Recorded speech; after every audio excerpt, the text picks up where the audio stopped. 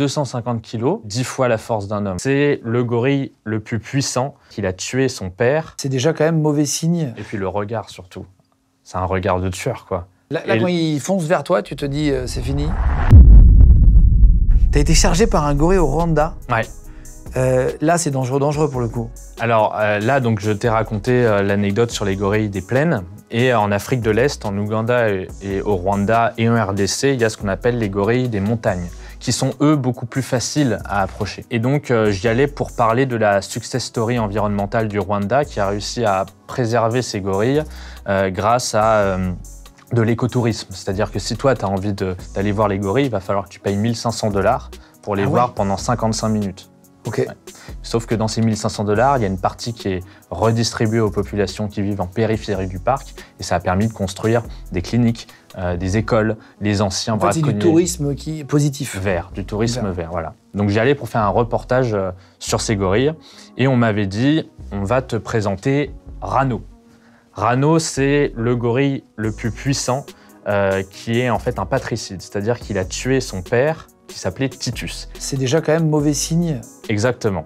Titus, c'était King Kong. C'était le gorille dans les années 2000 du Rwanda qui était le plus grand, le plus fort, le plus costaud. Et il était connu pour avoir une diplomatie avec les autres familles de gorilles très douce. C'est-à-dire qu'il tolérait que d'autres gorilles viennent dans sa famille. Il était, bon, ça restait un dos argenté balèze, quoi, mais il était plutôt très calme.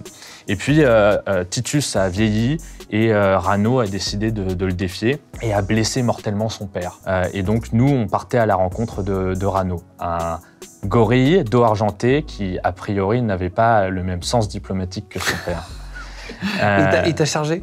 Voilà, alors du coup, je suis arrivé dans cette immense forêt d'altitude et c'est une expérience incroyable parce qu'on arrive dans cette forêt, il y a des orties partout et on sent qu'on arrive dans le royaume du gorille.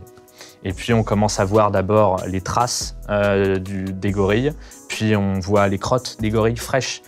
De nouveau, on entend ce battement de poitrine qui nous met sur la direction. Et puis derrière les branches, derrière les fougères, on voit cette immense tache sombre et on devine que c'est le dos argenté. Et avant de pouvoir approcher une famille, il faut demander l'autorisation à Rano.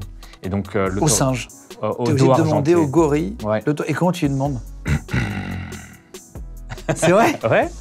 Et s'il te répond par le même bruit, ça veut dire que ok, tu peux venir. Mais ça veut dire quoi? Enfin, ça veut dire. Comment on a appris ce signe? Alors, l'une des grandes primatologues qui a accumulé énormément de connaissances et les a partagées sur les gorilles des montagnes, c'est Diane Fossey.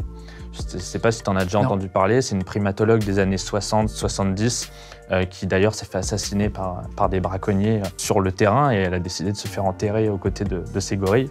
Et c'est une dame qui a fait un travail remarquable pour mettre un coup de projecteur sur la cause des gorilles des montagnes qui était en train de disparaître. Et en fait, elle est restée des années dans cette forêt pour apprendre à communiquer avec les gorilles. Okay. Et tu l'avais mal fait, c'est pour ça qu'il t'a foncé dessus ou... Non, je crois l'avoir bien fait parce que je l'avais déjà fait avec d'autres familles de gorilles, sauf que dans un premier temps, il ne voulait pas qu'on soit là et donc il nous l'a montré.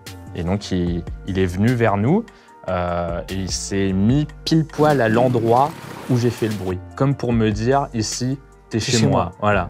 Et puis on s'est éloigné un peu, on a attendu. De nouveau, j'ai refait le bruit. Là quand il fonce vers toi, tu te dis c'est fini? Une baffe de gorille, c'est pas une... Bah oui, t'es mort. Donc là, on voit la vidéo de la charge. Ça fait quelle taille? On a du mal à imaginer. À peu près, hein, tu vois. C'est 250 kilos. Et les scientifiques disent que c'est 10 fois la force d'un homme. Ah, waouh. Moi, je suis sûr que c'est plus. Ah, c'est vrai? Ouais, parce que c'est vraiment balèze. Ça prend les arbres, les branches de bambou, sans le moindre effort, ça les casse. C'est impressionnant, impressionnant. Et ça fait quelle taille en hauteur? On sait ou pas, non, quand ça se met debout? C'est pas. Plus grand qu'un homme. Je pense que s'il se met le dos argenté, il ne tient pas très droit. Ouais, c'est ça. Il marche plutôt voilà, ouais, courbé. Les doigts comme ça. Et je pense qu'il atteint les 2 mètres. Ouais. Oui, c'est ça, c'est ça. Ouais. Pour 250 kilos, donc déjà, quand tu as un mec face à toi de 100 kilos, tu dis waouh, c'est impressionnant. Et puis le regard surtout. C'est un regard de tueur, quoi. Ça n'a pas un regard sympathique du tout. Alors, et du coup, je fais le bruit pour une deuxième fois pour essayer de gagner sa confiance. Et là, il me répond avec le même bruit.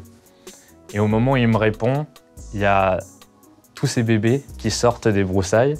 Et là, cette tête de Rano, qui est vraiment une tête énervée, Je vois à côté de lui tous ces bébés qui, là, ont des têtes, t'as envie de les prendre dans les bras. C'était incroyable. Et puis après, les femelles. Et puis, du coup, j'ai pu rester 50 minutes avec eux pour les prendre en photo. Mais cette première rencontre avec Rano, fils de Titus, a été inoubliable.